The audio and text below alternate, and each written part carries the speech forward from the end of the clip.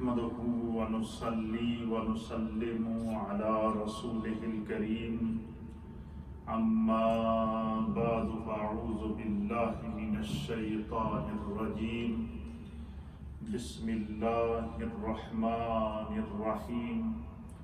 فإذا فرغت فانصب وإلى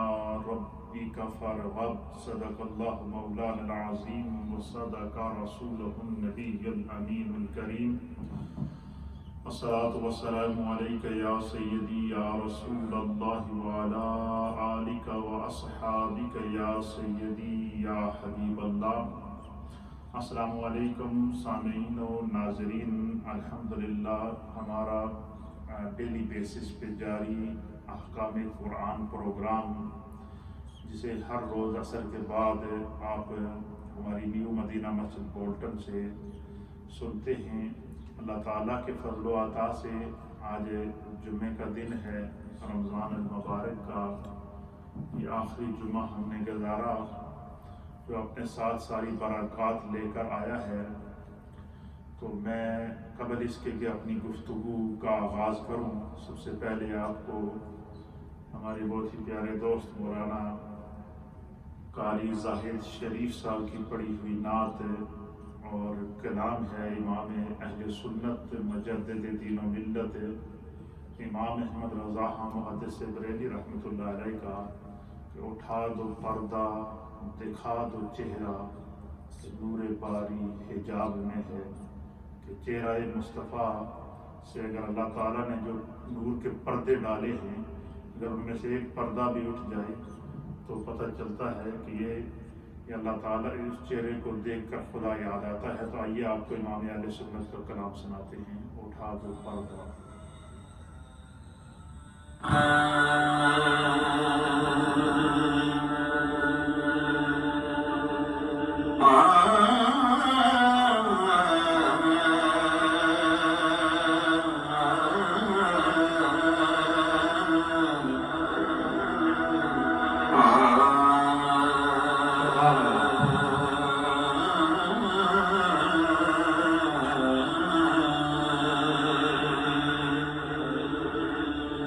اٹھا دو پردہ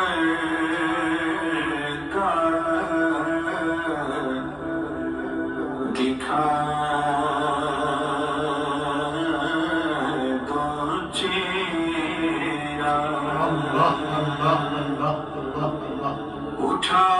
دو پردہ دکھا دو چہرہ کہ نور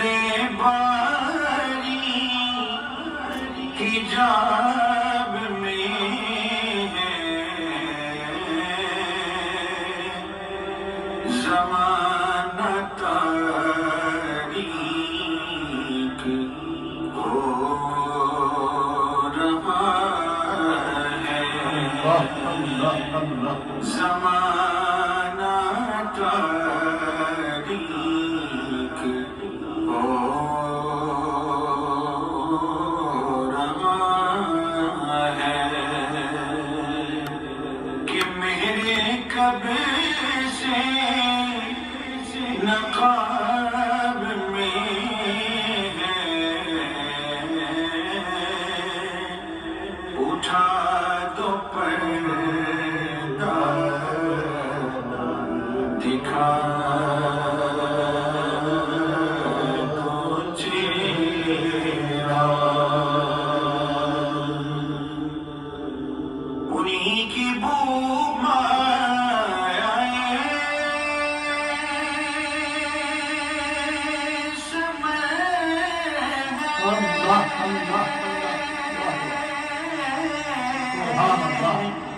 انہی کا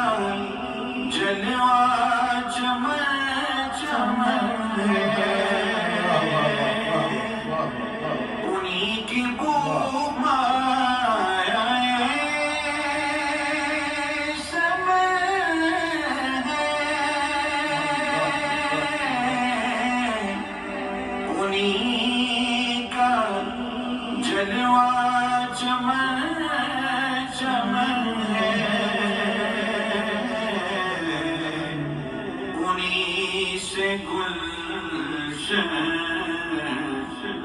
مہک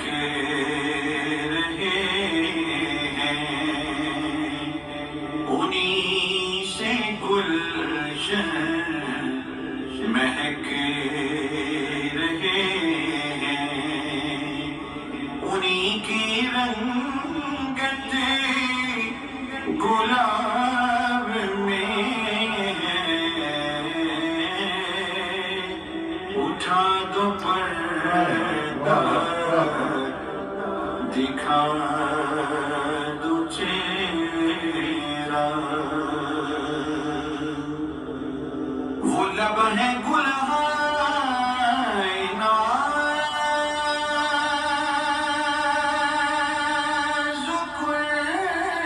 کے،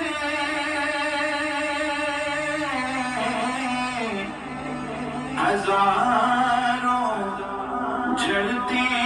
ہیں پھول جن سے، وہ لب ہے گلہائے نازک کے، ہزاروں جڑتے ہیں پھول جن سے، گلاب گلشن میں دیکھ بلبل، یہ دیکھ گلشن گلاب میں، گلاب گلشن میں دیکھ بلبل، مکھ چند بدر شاشانی، مت چمکے رات نورانی، کالی زلف تیک مستانی،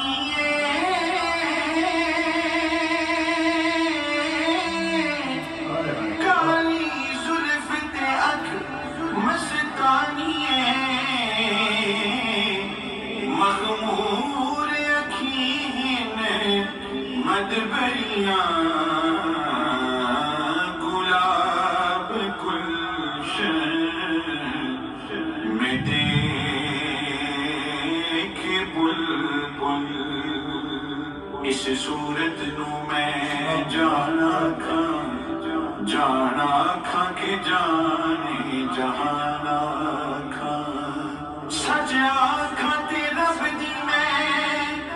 شانا کھا،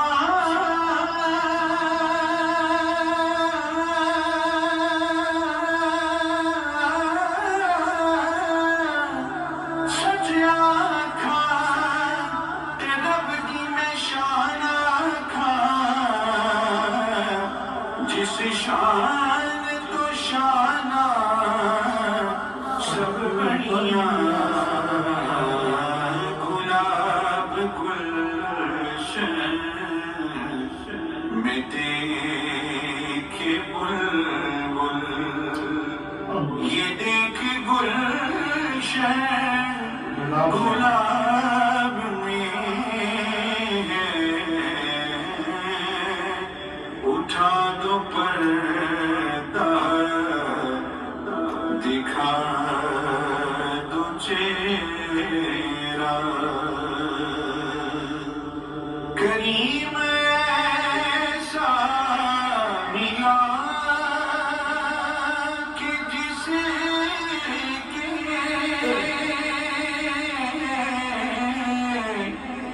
کھلے ہیں ہاتھ اور بڑے خزانے،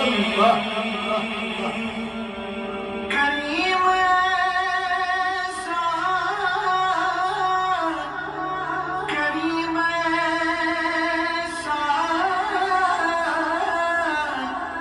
کریم ایسا ملا کہ جس کے کھلے ہیں ہاتھ اور بھرے خزانے،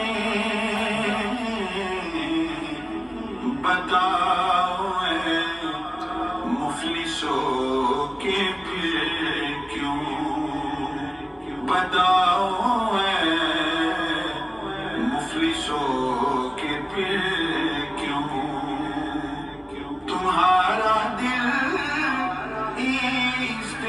اضطراب میں ہے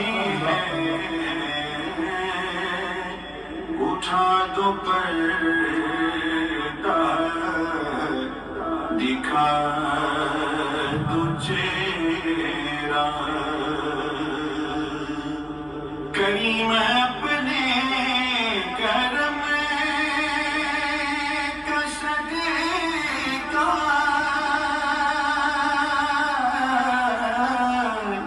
لئیم بے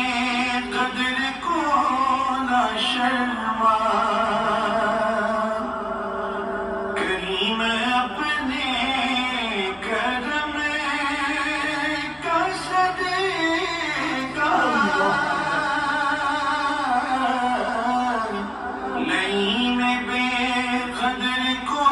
نہ شرما تو رضا سے حساب لینا رضا بھی کوئی حساب میں ہے تو رضا سے حساب لینا رضا بھی کوئی حساب میں ہے اٹھا دو پردہ دکھا دو چہرہ سبحان اللہ و بحمدہ سبحان اللہ العظیم. اس نعت کے اندر جو درد، جو سرور، جو کیفیت ہے اور جس وجد کی کیفیت میں امام اہل سنت مجدد دین و ملت امام احمد رضا محدث بریلی رحمۃ اللہ علیہ نے یہ نعت لکھی ہے. جب کوئی عاشق رسول نبی پاک کی نعت کہتا ہے تو اس وقت اس پر غیبی واردات ہو رہی ہوتی ہے، اس پر نزول ہو رہا ہوتا ہے. تو امام اہل سنت کی اس نعت میں عشق رسول اور عشق الہی دونوں کا اظہار ہے، کیونکہ اعلیٰ حضرت امام اہل سنت جو تھے وہ فنا فی اللہ بھی تھے اور فنا فی الرسول بھی تھے. اور فنا فی الرسول کی کیفیت یہ تھی کہ اپنے وصال سے پہلے یہ وصیت کرتے تھے کہ میری قبر کو اتنا گہرا کرنا کہ جس میں بندہ کھڑا ہو سکے. کسی نے پوچھا کہ حضور اس میں کیا حکمت ہے؟ تو آپ نے فرمایا کہ میرے آقا کی خوشخبری ہے کہ حضور قبر میں تشریف لاتے ہیں.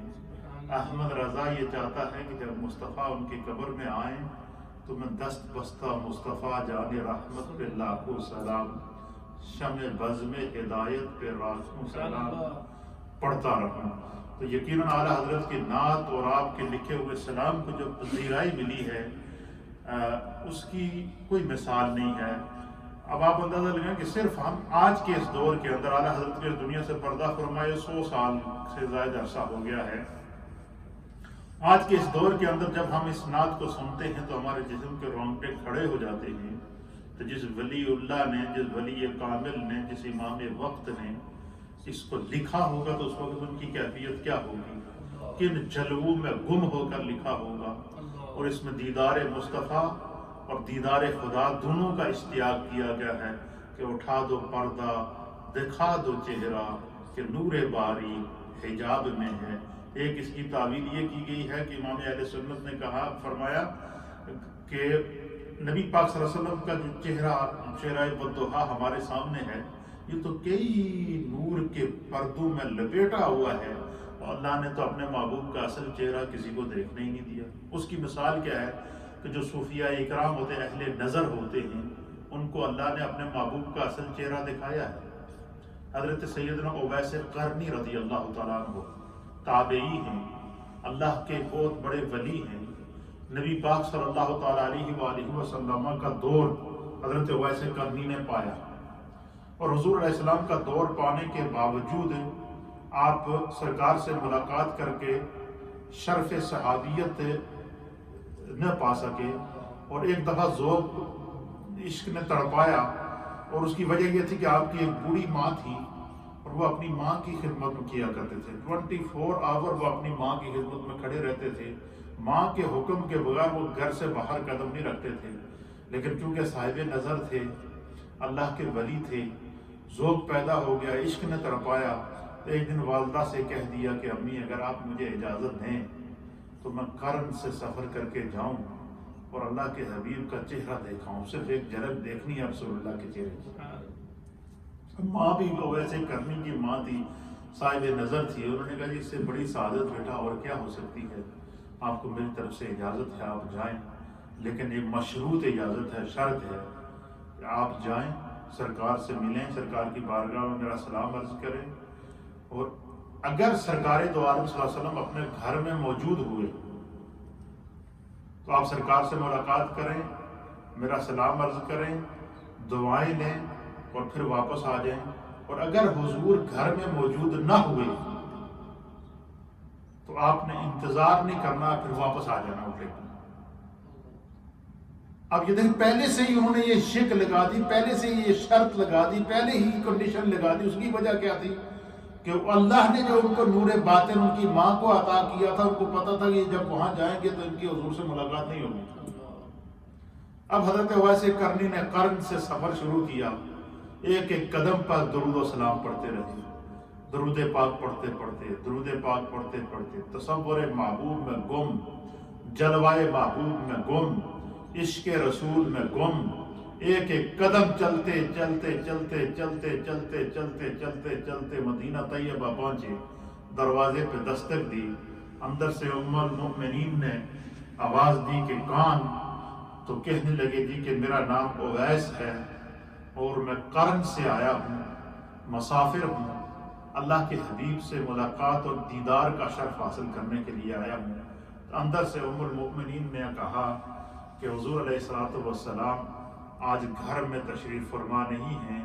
وہ فلاں قبیلے کے کچھ معاملات تھے اور کچھ لوگوں کے درمیان تصفیہ کرانا تھا، سرکار فلاں جگہ تشریف لے گئے ہیں، آپ گھر میں موجود نہیں ہیں۔ اب یہ بات جیسے ہی ان کے کان میں پڑی، ادھر سے ماں کا جملہ یاد آ گیا کہ سرکار اگر گھر میں موجود ہوئے تو ملاقات کر لینا، اور اگر حضور گھر میں موجود نہ ہوئے تو الٹے پاؤں واپس پلٹ کر آ جانا۔ تو وہیں سے پیچھے ہوئے اور ام المؤمنین کی بارگاہ میں عرض کیا کہ رسول اللہ صلی اللہ تعالیٰ علیہ وآلہ وسلم جب تشریف لائیں تو آپ ان کی بارگاہ میں میرا سلام عرض کیجیے گا، اور ان سے کہیے گا کہ آپ کا اویس آیا تھا، آپ سے ملاقات اور شرف زیارت کے لیے آیا تھا، لیکن ماں نے انتظار کا حکم نہیں دیا تھا، اس لیے آپ سے ملاقات کیے بغیر آپ کا اویس واپس جا رہا ہے، اس پر نظر کرم فرمائیے۔ یہ پیغام دیا، الٹے پاؤں واپس کرم کی طرف چلے آئے، نہیں رکے۔ آپ مجھے بتائیں کہ وہ شخص ہے جو ساری زندگی عشق رسول میں گزرا ہو، تڑپ رسول میں گزری ہو، ایک لمحے کے کچھ دیری کے بعد سرکار کا آنا بھی ممکن ہو، حضور سے ملاقات بھی ممکن ہو، دیدار بھی ہو سکتا تھا، تھوڑی دیر رک جاتے تو ملاقات بھی ہو جاتی، لیکن چونکہ ماں نے حکم دیا تھا کہ بھائی انتظار نہیں کرنا، واپس آ جانا، الٹے پاؤں واپس آ گئے۔ بظاہر تو بندہ کہتا ہے کہ یار ان کو رکنا چاہیے تھا، لیکن چونکہ یہ رمز والوں کی باتیں تو اہل نظر ہی جانتے ہیں، نظر والوں کی باتیں تو اہل نظر ہی جانتے ہیں، ادھر سے جب وہ چلے گئے واپس حضرت ویسے کرنی، ملاقات نہیں کی سرکار سے، واپس چلے گئے، ادھر سے تھوڑی دیری پر سرکار دو عالم صلی اللہ علیہ وسلم تشریف لے آئے۔ حضور علیہ الصلوۃ والسلام جیسے ہی گھر میں تشریف لائے، آپ نے آ کر پوچھا کہ کیا کوئی میرا پوچھنے آیا تھا، کوئی مجھ سے ملنے آیا تھا؟ تو ام المؤمنین نے عرض کیا کہ یا رسول اللہ ایک شخص آیا تھا، مسافر تھا، اس نے دروازے پہ دستک دی اور اس نے کہا کہ میں رسول اللہ صلی اللہ تعالیٰ علیہ وآلہ وسلم سے ملنے اور دیدار کے لیے آیا ہوں،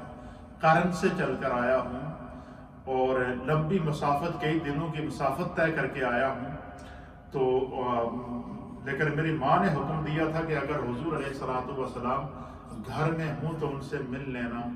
گھر میں نہ ہوں تو انتظار نہ کرنا، تو وہ بغیر انتظار کیے واپس چلا گیا۔ اللہ اکبر، سرکار کی آنکھوں میں آنسو آ گئے۔ صحابہ کی مجلس لگی ہے، حضور علیہ السلام صحابہ کو کہتے تھے کہ میرا ایک عاشق قرن میں رہتا ہے۔ حضور نے فرمایا کہ اس کے ہاتھ کے اوپر برس کے نشانات ہیں، اور وہ میرا ایسا عاشق ہے کہ اس کی دعا سے میری امت کے ہزاروں اور لاکھوں گناہگاروں کی اللہ بخشش فرمائے گا۔ اب مجھے بتائیں کہ اب حضور کی ویسے کرنی سے ملاقات نہیں ہوئی، ویسے کرنی کی سرکار سے ملاقات نہیں ہوئی، قرن میں ویسے کرنی حضور کے فضائل بیان کر رہے ہیں، اور مدینے میں سرکار دو عالم ویسے کرنی رضی اللہ تعالیٰ عنہ کے فضائل بیان کر رہے ہیں۔ اب جب سرکار دو عالم صلی اللہ علیہ وسلم حضرت ویسے کرنی کے نشان بیان کرتے ہیں، ان کی نشانیاں بیان کرتے ہیں، اور کہتے کہ وہ میرا عاشق صادق ہے، وہ میری جدائی میں تڑپ رہا ہے، اور اس کی دعا سے اللہ تعالیٰ نے جو ہے وہ میری امت کے کئی گناہگاروں کی بخشش کرنی ہے۔ اب جب سرکار بار بار فضائل بیان کر رہے تھے تو حضور کی مجلس میں بیٹھے تھے حضرت فاروق اعظم رضی اللہ تعالیٰ عنہ، اور مولا کائنات حضرت علی المرتضیٰ رضی اللہ تعالیٰ عنہ، اور دیگر صحابہ بیٹھے تھے۔ تو حضرت فاروق اعظم نے نبی پاک کی بارگاہ میں یا مولا کائنات نے عرض کیا کہ حضور، کیا آپ کے صحابہ میں سے کوئی ایسا خوش قسمت ہے جو آپ کے اس غلام اویس سے آپ کے اس عاشق سے ملاقات کر سکے گا؟ حضور نے فرمایا ہاں، عمر تم بھی اس سے ملو گے، اور علی تم نے بھی اس سے ملاقات کرنا۔ پھر یہ جب بات کی تو پھر کہتے ہیں کہ سرکار اٹھ کے اندر چلے گئے۔ حضور علیہ السلام جو جبہ پہنتے تھے، جو قمیض مبارک پہنتے تھے،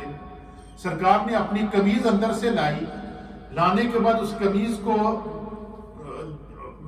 رول کیا، رول کرنے کے بعد اس قمیض کو حضور علیہ السلام نے مولا کائنات اور حضرت عمر کے حوالے کیا،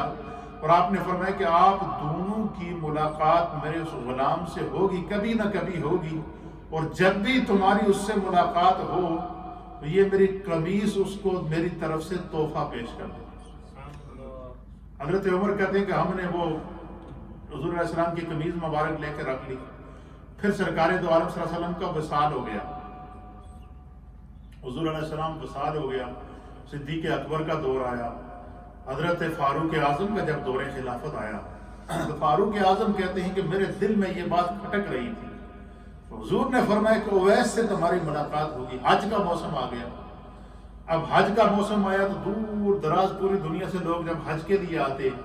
تو فاروق اعظم بھی میدان عرفات میں موجود ہیں، اور حج سے دور دراز سے آنے والے قافلوں کے لیے فاروق اعظم نے جو کرم سے جتنے قافلے آئے، آپ نے فرمایا کہ کرم سے آنے والے جتنے قافلے ہیں ان سب سے میری ملاقات کراؤ۔ اب کرم سے آنے والے قافلوں سے ملاقات ہوتی گئی تو حضور حضرت فاروق اعظم ان سے پوچھتے کہ بھئی آپ میں اویس نامی کوئی شخص ہے، یا کرن میں کوئی اویس نامی شخص ہے جس کو آپ لوگ جانتے ہوں گے؟ تو بعض لوگوں نے کہا جی ہم نہیں جانتے، کیونکہ ویسے کرنی رہتے ہی جنگلو غار، والدہ بھی فوت ہو گئی، ادھر سے حضور کا بھی وصال ہو گیا، ادھر والدہ بھی فوت ہو گئی، اور وہ عاشق صادق بیزار ہو کے دنیا سے کٹ کے جنگلوں میں چلے گئے، ویرانوں میں چلے گئے، غاروں میں چلے گئے، اور غاروں میں جا کر کیا کرتے؟ اپنے رب کی عبادت کرتے، تسبیح کرتے، اور بس رہتے ہی جنگلوں اور غاروں کے اندر۔ اور جب شہر میں آتے تو بچے جو ان کو پتھر مارتے، کہتے ہیں کوئی پاگل ہے، یہ کوئی دیوانہ ہے، لیکن اب بچوں کو کیا پتا کہ یہ وہ شخص ہے کہ جس کو سرکار اپنی آنکھوں کا تارا قرار دے رہے ہیں، اور وہ سرکار کے عشق میں اپنی، حتیٰ کہ یہاں تک جب حضور علیہ الصلوۃ والسلام کے دور میں غزوہ احد ہوا، حضرت ویسے کرنی کے عشق کا یہ عالم تھا کہ کہیں سے چلتی چلتی خبر حضرت ویسے کرنی تک پہنچ گئی کہ حضور علیہ الصلوۃ والسلام کا سامنے کے دانت مبارک کا ٹکڑا شہید ہو گیا جنگ میں۔ ویسے کرنی بے چین ہو گئے، چلانا شروع ہو گئے، آپ کے اوپر ایک عجیب کیفیت شروع ہو گئی، عشق کی جولانیاں شروع ہو گئیں۔ روایات کے مطابق اپنے سارے دانت نکال دیے کہ کہیں ایسا نہ ہو کہ میرا کوئی دانت سلامت ہو اور حضور کا دانت جو ہے وہ ٹوٹا ہوا ہو، یہ میں برداشت نہیں کر سکتا۔ تو دانت بھی منہ سے محبت رسول میں نکال دیے۔ اب چونکہ کچھ کھا نہیں سکتے تھے تو صرف کیلا یا اس طرح کی کوئی چیز ان کے منہ میں دی جاتی تھی، ہر وقت تصور رسول میں رہتے تھے۔ تو حضرت عمر نے ان قافلوں سے پوچھا تو ان قافلوں نے کہا جی وہ ایک اویس نامی ایک شخص ہے، وہ تو پاگل ہے، وہ تو دیوانہ ہے، وہ تو جنگلوں میں رہتا ہے، وہ جب ہنستا ہے تو ہنستا ہی رہتا ہے، وہ جب روتا ہے تو روتا ہی رہتا ہے، اور اس کی ایک بڑی عجیب و غریب قسم کی کیفیت ہے، جب جنگل سے دیہات میں آتا ہے، شہر میں آتا ہے، تو بچے اس کو پتھر مارتے ہیں، وہ آگے کھڑا ہوا ہنستا رہتا ہے۔ حضرت فاروق اعظم نے کہا اچھا تم ایسا کرو کہ حج ادا کرو، حج سے جب فارغ ہو جاؤ گے تو پھر ہمیں بھی ساتھ لے کر جانا، ہم ذرا ملنا چاہتے ہیں اس دیوانے سے۔ سیدنا فاروق اعظم نے حضرت علی المرتضیٰ مولا کائنات کو بلایا اور آپ نے فرمایا کہ سرکار نے جو امانت دی ہے اس امانت کو تیار کرو، اس قمیض کو تیار کرو، اس جبے کو تیار کرو، سرکار کے اس عاشق صادق سے ملنے کا وقت آ چکا۔ حج کے بعد فاروق اعظم اور مولا کائنات مدینہ طیبہ سے سفر کرتے کرتے کرن پہنچے تو لوگوں نے کہا جی وہ تو ادھر کسی جنگل میں رہتا ہے، نظر نہیں آتا، کبھی کسی جگہ ہوتا ہے، کبھی کسی جگہ ہوتا ہے، کبھی کسی غار میں ہوتا ہے، کبھی کسی غار میں ہوتا ہے۔ آپ نے فرمایا ہمیں اس جنگل میں لے چلو۔ اس جنگل میں پہنچ گئے، تلاش شروع کر دی، تلاش کرتے کرتے کرتے کرتے کرتے کرتے جنگل میں فاروق اعظم اور مولا کائنات دونوں امیر المؤمنین ریاست مدینہ کے سربراہ ایک عاشق رسول کو تلاش کرنے کے لیے کرم کے جنگلوں میں جا رہے ہیں۔ اللہ اکبر، اس منظر کو ذرا سوچئے کہ کیا منظر تھا اور وہ کیا منظر تھا۔ اور فاروق اعظم اور مولا کائنات کو بھی تو خدا نے وہ نظر عطا فرمائی تھی، اور اللہ کے حبیب نے اس نگاہ مصطفیٰ کے پروردہ تھے وہ لوگ، ان کو پتہ تھا کہ یہ ہیرا جس کو رسول اللہ بغیر ملے ہوئے اپنی مجلسوں میں جس کا ذکر کرتے ہیں، تو جب وہ پہنچے ایک غار کے اندر تو انہوں نے دیکھا کہ ایک بندہ ایک گدڑی کے اندر لپیٹا ہوا اور ایک جنگل کے کنارے بیٹھا ہے، اور اس نے اپنے نیچے اپنی چادر بچھائی ہوئی یا کمبل بچھایا ہے، اس کے اوپر اللہ کی عبادت میں مصروف ہے، اور اس کی بکریاں ہیں بہت ساری، ہزاروں کی تعداد میں بکریاں ہیں، اور بکریوں کی رکھوالی شیر اور بھیڑیے کر رہے ہیں، اور وہ مستی سے نماز پڑھ رہے ہیں۔ وہ ایسے کرنی نماز پڑھ رہے ہیں اور بکریوں کی رکھوالی شیر، ایک طرف شیر کھڑا ہے، ایک طرف چیتا کھڑا ہے، ایک طرف بھیڑیا کھڑا ہے جو بیروں کے دشمن ہیں، وہ ان کی رکھوالی کر رہے ہیں، اور حضرت ویسے کرنی اپنے رب کی عبادت میں مصروف ہے۔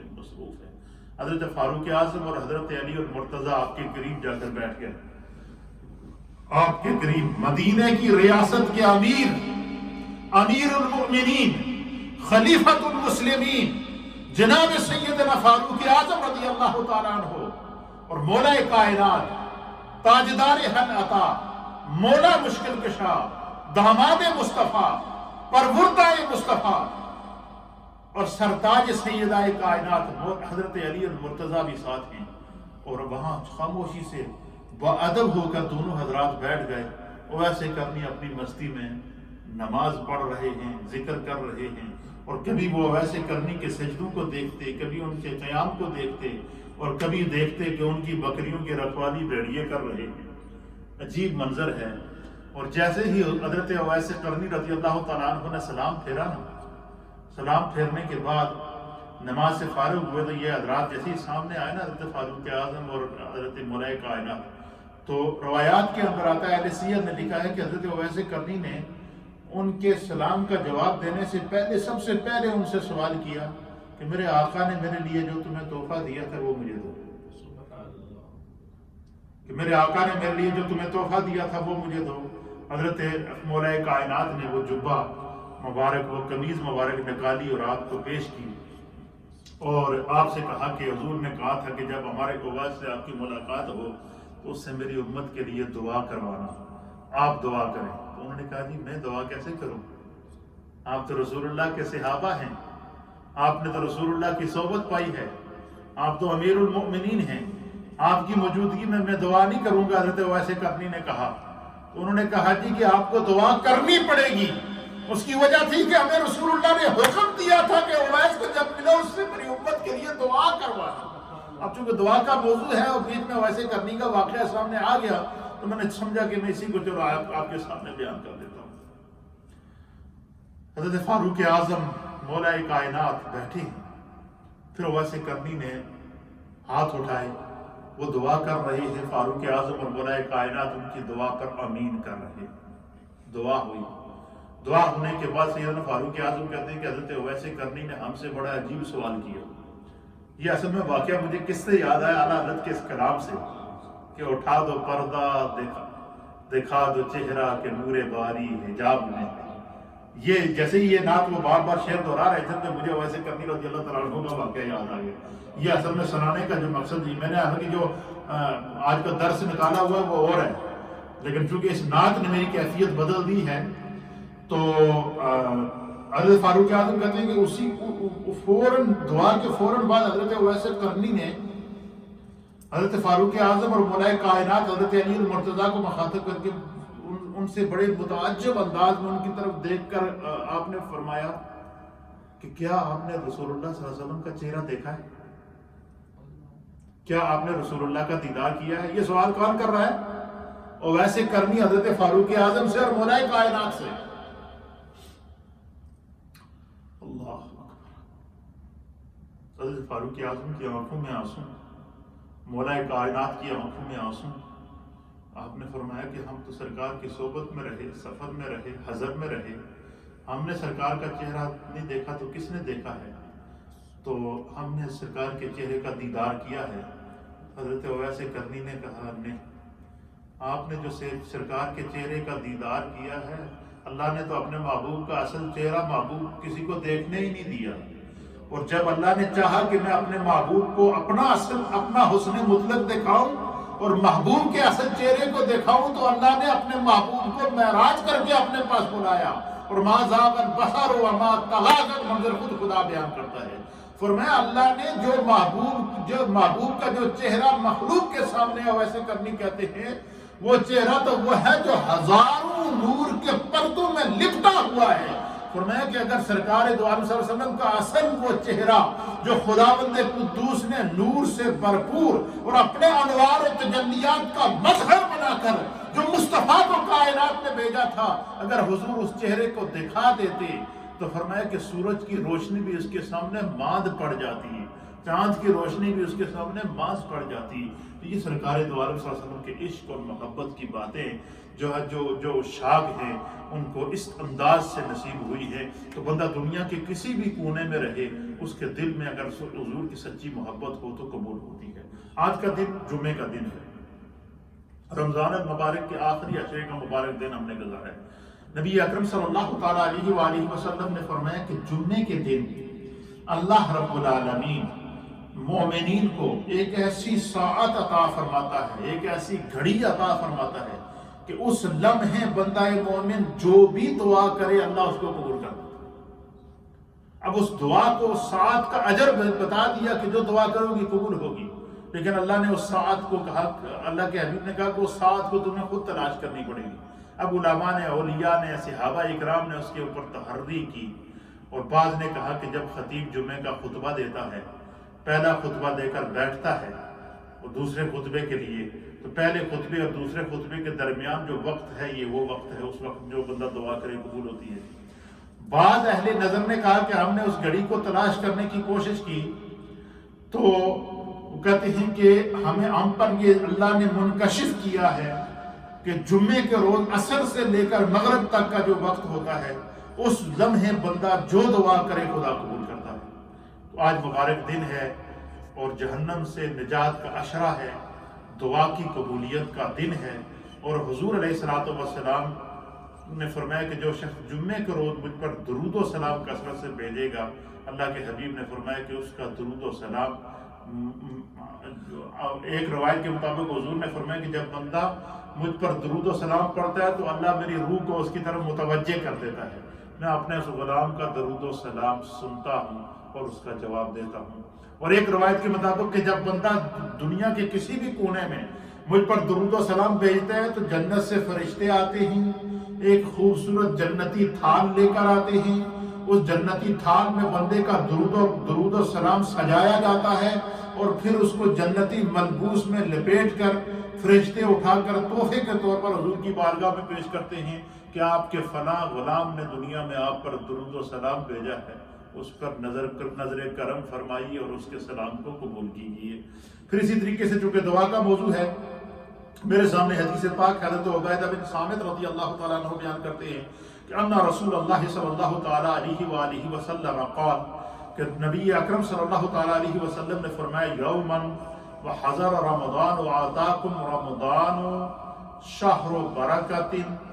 یغنیکم اللہ فیہ فینزل الرحمت ویحط الخطایا ویستجیب فیہ الدعاء۔ اللہ کے حضرت عبیدہ بن صامت کہتے ہیں کہ نبی اکرم صلی اللہ علیہ وسلم نے فرمایا کہ جب رمضان کا مہینہ تمہارے درمیان آ چکا ہے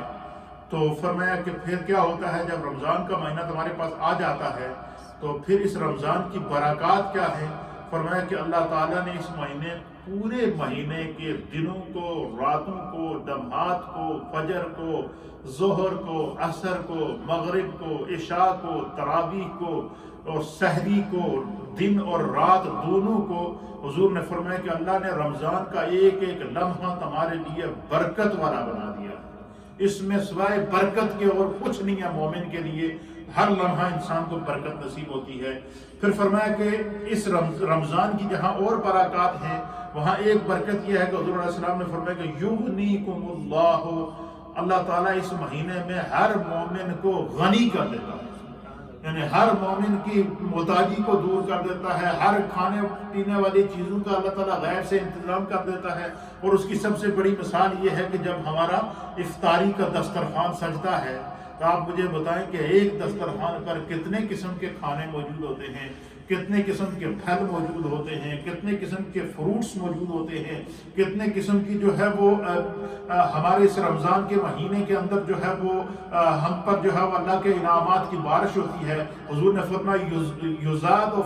فیہ رزق المؤمن، اس مہینے میں اللہ مومن کے رزق کو بڑھا دیتا ہے۔ اور اس حدیث میں حضور نے فرمایا کہ یغنیکم اللہ فیہ، اس مہینے میں اللہ ہر مومن کو غنی کر دیتا ہے، دل کا بھی غنی کر دیتا ہے، مال کا بھی غنی کر دیتا ہے، رزق میں بھی غنی کر دیتا ہے۔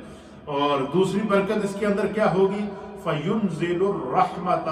اس مہینے میں ہر وقت خدا کی رحمت برستی رہتی ہے، برستی رہتی ہے۔ دیکھیں اس وقت ہم کووڈ-19 کی آزمائش سے گزر رہے ہیں، پوری دنیا لاک ڈاؤن ہے، لیکن اس کے باوجود آپ دیکھیں کہ اللہ کی رحمت کتنے کرم ہے خدا کے، کتنا فضل ہے اس آقا کا، کتنا فضل ہے اس رب کریم کا کہ وہ ہم نے رمضان میں عشرہ رحمت بھی دیا، مغفرت بھی دیا، جہنم سے آزادی کا عشرہ بھی دیا، اعتکاف بھی دیا، ہمیں جو ہے لیلۃ القدر کی ساعتیں بھی عطا فرمائی ہیں، ختم قرآن کی ساعتیں بھی عطا فرمائی ہیں، تلاوت قرآن بھی عطا فرمائی ہے۔ اور پھر رمضان میں ہمارے ہر گھر کو مسجد کا درجہ اللہ نے عطا کیا ہے، ہر گھر میں اس طرح عبادت ہوئی ہے جس طرح ہم اپنی مسجدوں میں عبادت کرتے ہیں، تو کیا یہ کرم کم ہے اس کا؟ فَيُنزِلُ الرَّحْمَةَ، اس میں جو ہے وہ اللہ کی رحمت نازل ہوتی ہے۔ اور چوتھی برکت کیا ہے رمضان کی؟ حضور علیہ السلام نے فرمایا یَحُطُّ الْخَطَايَا، اس مہینے میں بڑے سے بڑے گنہگار کی اللہ اگر وہ سچے دل سے توبہ کرے، کبیرہ گناہوں کو چھوڑ کر ان کو دوبارہ نہ کرنے کا عہد کرے، صغیرہ گناہوں سے استغفار کرے، تو فرمایا یَحُطُّ الْخَطَايَا، اللہ اس رمضان کے مہینے میں ساری خطائیں معاف کر دیتا ہے۔ ایک روایت کے مطابق نبی پاک صلی اللہ علیہ وسلم نے فرمایا من صام رمضان ایمانا و احتسابا غفر له، امام بخاری نے اس کو نقل فرمایا ہے کہ من صام رمضان ایمانا و احتسابا غفر له ما تقدم من ذنبه، کہ جو شخص رمضان کے مہینے میں ایمان کی حالت میں ثواب کی نیت سے روزہ رکھے گا اللہ اس کے گناہ معاف کر دے گا۔ پھر فرمایا من قام رمضان فی لیلۃ القدر ثواب ایمانا و احتسابا غفر له ما تقدم من ذنبه، کہ جو شخص جو ہے لیلۃ القدر کو جو ہے وہ ایمان اور ثواب کی نیت سے قیام کرے گا اللہ اس کے گناہ کو معاف کر دے گا۔ تو یہاں پر اللہ تعالیٰ کے حبیب نے فرمایا کہ رمضان کی جہاں اور برکات ہیں، رمضان کے اور لمحات کی جہاں اور برکات ہیں، وہاں اس کی ایک برکت یہ ہے کہ یحُطُّ الْخَطَايَا، اللہ تعالیٰ اہل ایمان کے گناہگاروں کے خطاؤں کو معاف کر دیتا ہے۔ اور صرف یہی نہیں، وَيَسْتَجِيبُ فِيهِ الدُّعَاءَ، فرمایا کہ اس مہینے میں بندہ جب بھی اپنے رب کی بارگاہ میں دعا کے لیے ہاتھ اٹھاتا ہے خدا اس کی دعا قبول کرتا ہے۔ دیکھیں آپ پورا سال ہمارے نمازی مجھے کہتے رہتے ہیں، مائیں بہنوں کی طرف سے درخواستیں آتی ہیں، بزرگوں کی طرف سے آتی ہیں، نوجوانوں کی طرف سے آتی ہیں، امام صاحب ہمارے لیے دعا کریں، ہمارے لیے دعا کریں، ہمارے لیے دعا کریں۔ اللہ کے حبیب علیہ الصلوۃ والسلام نے دعا کی قبولیت کے کچھ لمحات بھی بتائے ہیں اور وہ ہر مومن کے لیے اس کے لیے حضور نے اجازت دی ہے۔ اور پہلی یہ کہ حضور نے فرمایا کہ یہ رمضان کا جب مہینہ آئے تو اس کا پورا احترام کرو، روزہ رکھو، نمازیں ادا کرو، استغفار کرو، اپنے سابقہ گناہوں سے معافی مانگو، اور پھر تمہیں اس کا انعام کیا ملے گا؟ یحط الخطایا، خدا تمہارے بڑے بڑے گناہوں کو معاف کر دے گا، اللہ تمہاری سچی توبہ کو اپنی بارگاہ میں قبول کر دے گا۔ وَيَسْتَجِيبُ فِيهِ دعا،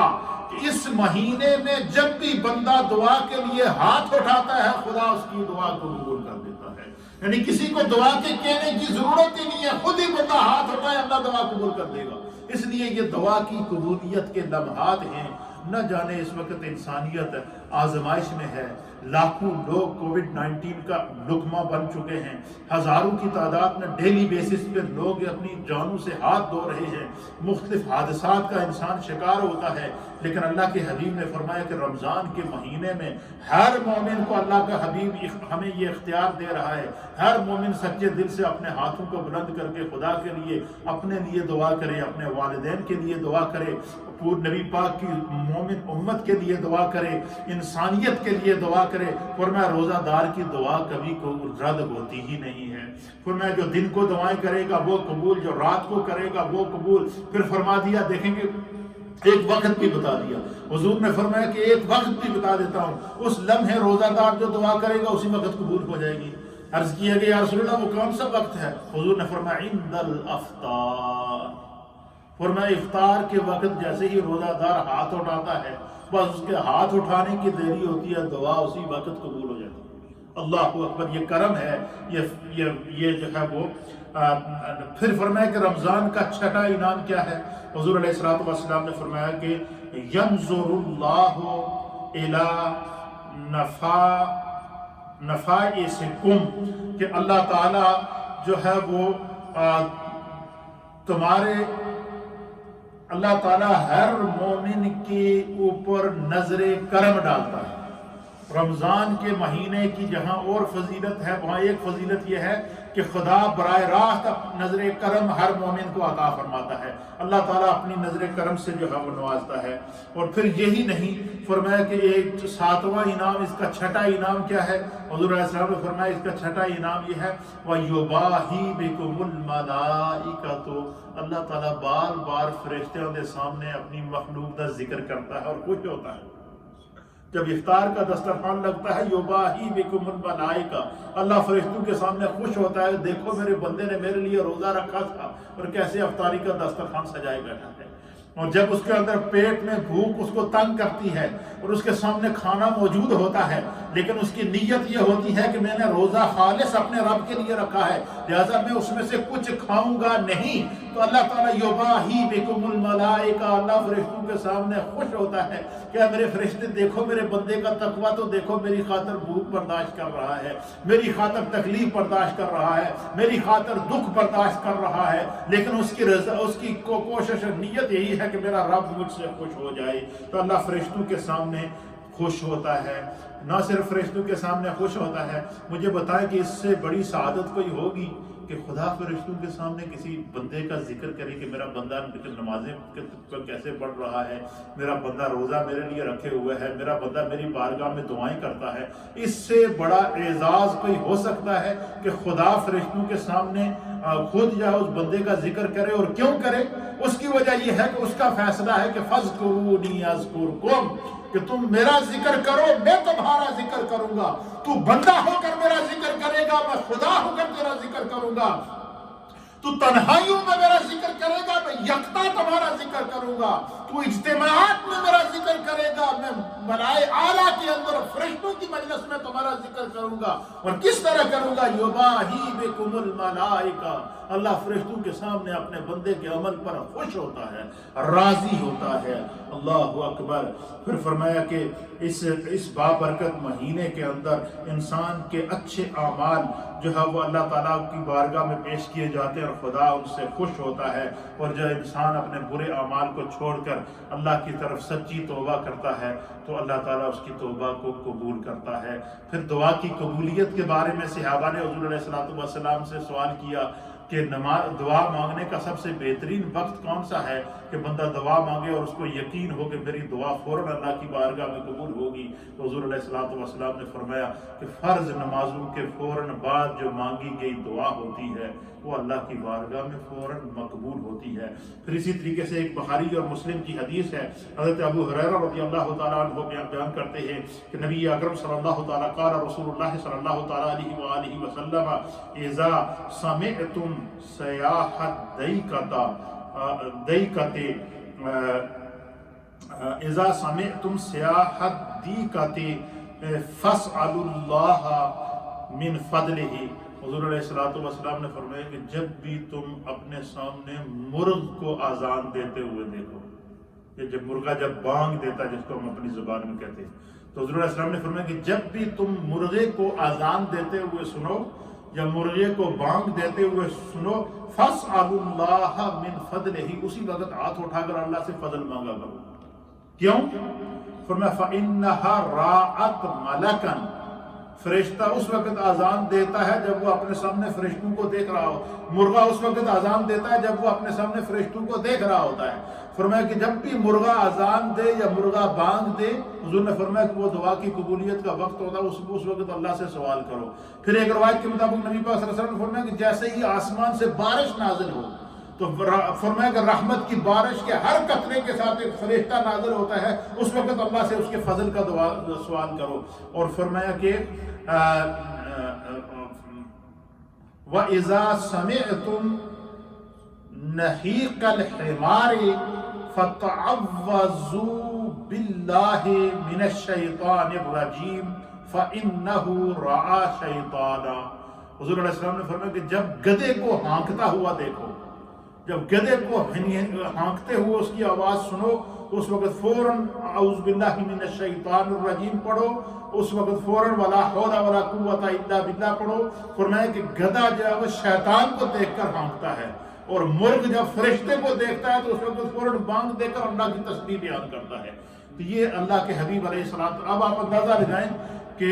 سرکار دو عالم صلی اللہ علیہ وسلم اپنی امت پر کس قدر مہربان ہیں کہ جن جن لمحات میں ہماری دعائیں قبول ہو سکتی تھیں، اللہ کے حبیب علیہ السلام نے وہ لمحات بھی ہمیں بتا دیے، اور رمضان کی برکات بھی سرکار نے ہمیں عطا کر دی ہیں. اللہ تعالی ہمیں دین کو سمجھنے کی توفیق عطا فرمائے. یہ رمضان کا بابرکت مہینہ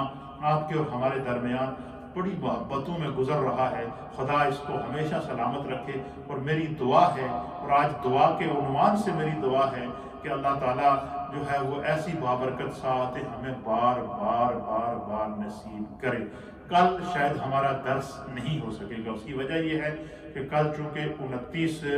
رمضان ہے اور عصر کے بعد سے ہمارا رویت ہلال کا اجلاس ہوگا، اور مختلف جگہوں سے اس کے بارے میں معلومات کی جائے گی. اگر تو چاند نظر آ گیا تو اس کا اعلان کیا جائے گا، نہیں نظر آیا پھر بھی جو ہے وہ بتا دیا جائے گا کہ عید سنڈے کو ہے یا منڈے کو ہے انشاءاللہ. تاہم بڑی محبتوں کا یہ ایک سفر ہے، اور اللہ اس سفر کو ہمیشہ قائم اور دائم رکھے. ہمیں وقت آپ لوگوں سے دعاؤں کی درخواست ہے، اور میری دعاؤں کے دامن اپنے ہر بھائی کے لیے، اپنی ہر بہن کے لیے، اپنی ہر ماں کے لیے، سب کے لیے جو ہے، بزرگوں کے لیے، نوجوانوں کے لیے، بچوں کے لیے، بچیوں کے لیے ہمارا دامن دعا پھیلا ہے. خدا اس کو ہمیشہ آباد اور سلامت رکھے. اللہم صلی علی سیدنا و نبینا و مولانا محمد وعلی آل سیدنا و نبینا و مولانا محمد صلاة دائمة مقبولة تؤدی بها ان حقہ العظیم. یا رب بالمصطفى بلغ مقاصدنا واغفر لنا ما مضى یا واسع الکرم. یا رب کریم اپنی رحمت کاملہ کے صدقے، اپنی شان کریمی کے صدقے ہم سب کے گناہوں، خطاؤں اور کوتاہیوں کو معاف فرما. راجہ حاجی حق نواز صاحب مرحوم کے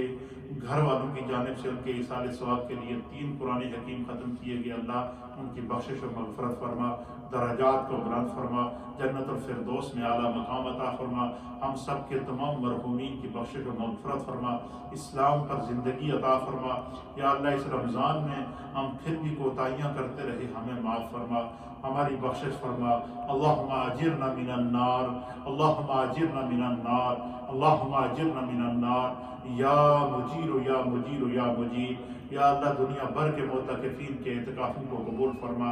جتنے پورے ہمارا محلہ ہے اللہ ان سب پر اپنا کرم فرما، سب کے گھروں میں برکتیں عطا فرما۔ جن جن ماؤں بہنوں بزرگوں نوجوانوں نے دعاؤں کے لیے کہا ہے اللہ تو علیم بذات الصدور ہے، ہر ایک کے حق میں اس دعا کو قبول فرما۔ ہمارے وہ ساتھی بالخصوص ہمارے بھائی افضل اور ہمارے بھائی حاجی محمد اسلم، انہوں نے پورا مہینہ ڈیوٹی دے کر جو ہے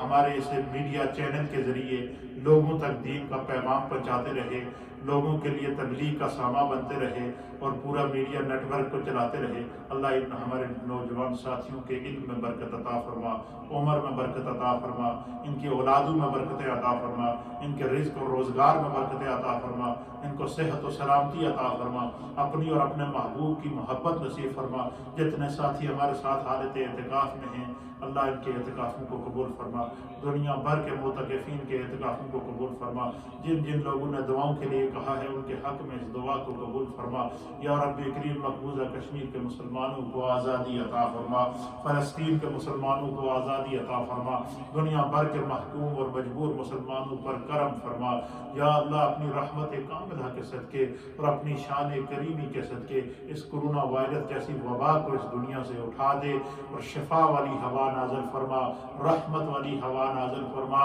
اور لوگوں کے دکھوں کو اللہ شفا کرم اور رحمت کے ساتھ ان کا مداوع فرما، لوگوں کی پریشانیوں کو دور فرما۔ جو بچے اسکولوں میں نہیں جا رہے ہیں اللہ ان کے لیے تعلیم و تربیت کا اعلیٰ انتظام کی توفیق عطا فرما، ہمارے بچوں کی اللہ خیر فرما، گھر والوں کی خیر فرما، نوجوانوں کی خیر فرما، ہمارے ماں باپ کی اللہ بخشش و مغفرت فرما، جن کے والدین حیات ہیں اللہ ان کو سلامت فرما، اپنی عافیت سلامتی اور پناہ عطا فرما۔ نبی پاک کے صدقے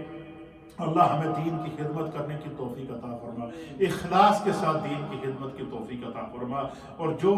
ناقص علم کے مطابق جو ہم خدمت کر سکتے ہیں اللہ اسے اپنی بارگاہ میں قبول فرما، اور اس کو کرنے کے لیے ہمت اور توفیق اور استقامت عطا فرما، اپنی عافیت سلامتی اور پناہ عطا فرما۔ جو بیمار ہیں خدایا انہیں شفا عطا فرما، جو پریشان حال ہیں ان کی پریشانیوں کو دور فرما، اپنی عافیت سلامتی اور پناہ عطا فرما، اپنے کرم کی دولت سے مالا مال فرما۔ ربنا اغفر لنا ولوالدينا ولأساتذتنا ولمشايخنا ولجميع المؤمنين والمؤمنات والمسلمين والمسلمات الأحياء منهم والأموات يا رب بالمصطفى بلغ مقاصدنا واغفر لنا ما مضى يا واسع الكرم۔ ہماری اس مسجد کے انتظامیہ، مسجد کے نمازی، جتنے اہل محلہ مائیں بہنیں بزرگ نوجوان ہیں اللہ سب کو اپنی حفاظت عطا فرما، سب کے دلوں کی مرادیں پوری فرما، سب کے گھروں میں برکتیں عطا فرما، سب کی اولادوں میں برکتیں عطا فرما، سب کے رزق اور روزگار میں برکتیں عطا فرما۔